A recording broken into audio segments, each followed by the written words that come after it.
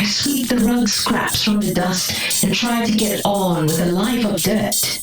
I forage for filth, adoring of porridge with refuse adornments. Nap, sample, plop, ranching for slime in the year 65, and breaded for torture by the breadsicle scythe of barricade bassinet battalion, equal signs to the 5 winds, and barnacle skin suits, pat with the wrong goggles, so the familial breadth.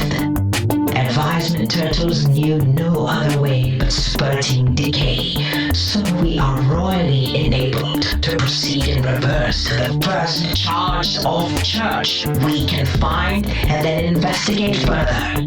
We had hampers full of women, and they held their jade eggs close to the vest, desktop teacher here, and frosted window patrol weevil there.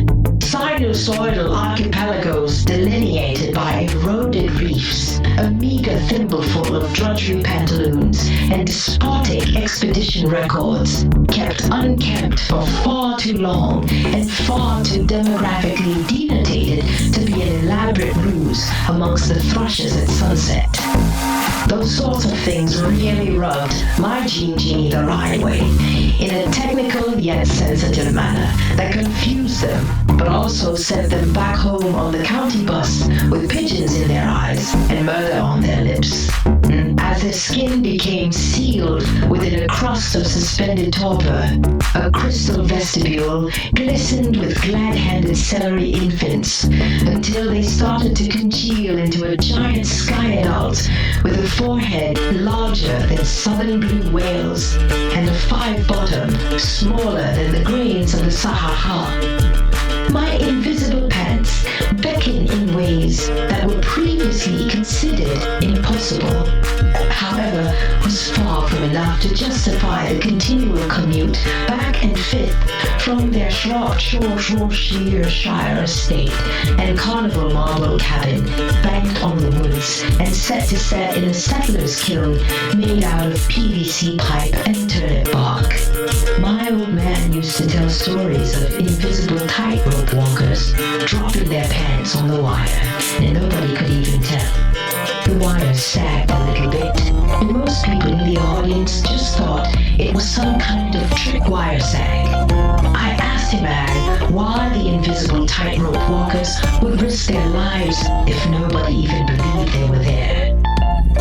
Most of them were drunks, came his laconic response. I was 6 years old. I fed him a ham sandwich filled with horse tranquilizer 17 years later, but it didn't save him. He still succumbed to the dread disease. Horse tranquilizer didn't give him worms. I took the wrong lesson from chivalry school, and for that, I must atone by setting the A note to 440 hertz.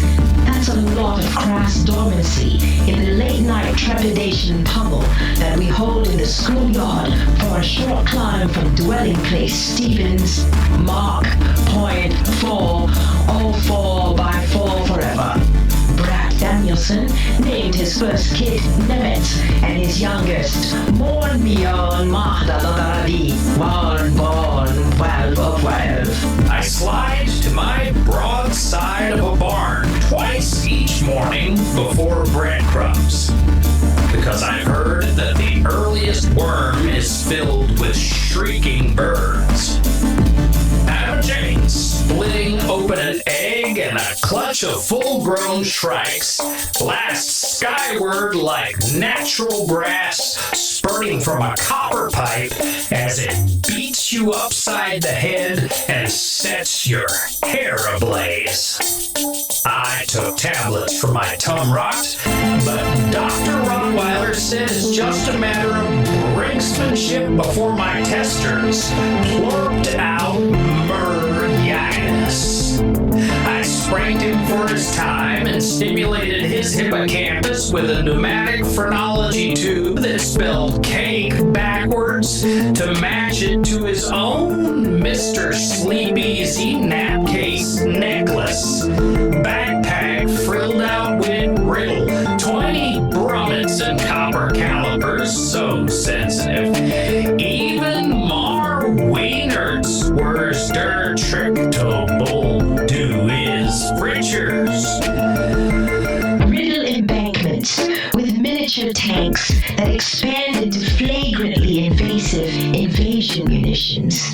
I once stuck a whole bucket of bullion up in a guy's schooner. So when he accrued his vacations, he turned his home to manure.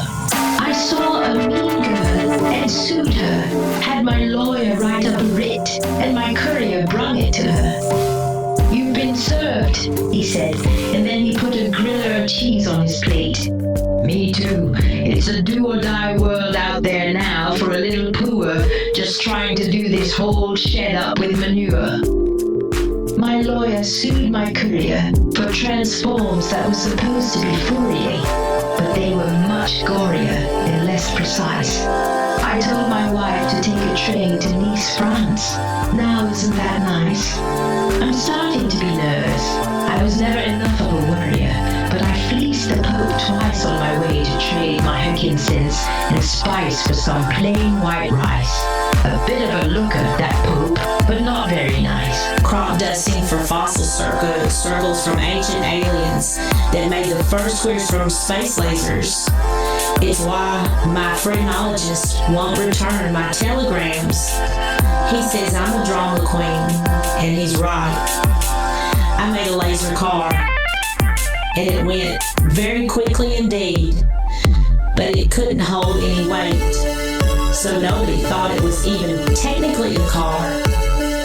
Lasers could already go fast, you dweeb. I didn't even make the lasers, I just bought them. So I really couldn't brag at all. I had 6 research associates left, and white from every turn. And so I put bread in the 30-gallon garbage bagels, and when they were proper full, I'd pour butter ends and beaten and swing that sack round above my head and then like I was trying to take off like a helicopter. I trapped all my physics in a waffle square because I only studied the day syrup got analyzed. We don't penalize our potato merchants when the circle gets the square, but why not? We don't describe a lateral movement in terms of sprouts in a ledge, but we have moths in tanks. Crates of bugs are in nice storage with ice crystals in spider marching formations. I could beg for an explanation, but responsive governance isn't the strong point of bug storage. Ice crystals? I pandered around a bit in the dark until I hit upon the sled. Bust out most position in any cancel wash basin. I paraded with my larking crystal held high in my hand and cast duck-wise grins in leather chairs, braid-waning moon sharks hoping to score any raw deal off a fool floating down in the sunlight. A transom hosted by Screeches Peter once boasted of coasting from Mabley Homestead to Frandinall Towers by Moonbeam alone in the 80s.